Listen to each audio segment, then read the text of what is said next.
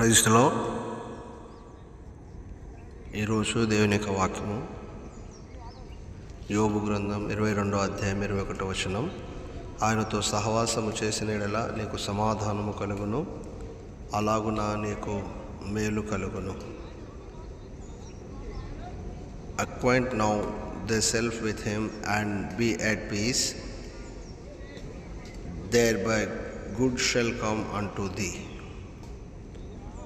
ದೇವರ ಚಿತ್ತಕ್ಕೆ ಒಡಂಬಟ್ಟು ಸಮಾಧಾನ ಹೊಂದು, ಇದರಿಂದ ನಿನಗೆ శుభవాగువదు. ప్రియ దేవుని సంగమా, దేవునితో సహవాసం చేసినప్పుడు, యేసుక్రీస్తుతో సహవాసం చేసినప్పుడు నీకు సమాధానం దొరుకుతుంది. సమాధానం లేక నువ్వు బాధపడుతున్నావా, ఇబ్బంది పడుతున్నావా? అయితే యేసుక్రీస్తుతో సహవాసం చేయి, ఆయన నీకు సమాధానాన్ని అనుగ్రహిస్తాడు. ఆయనకు మొరుపెట్టు, ఆయనను వెంబడించు, దేవుడు నిన్ను దీవిస్తాడు.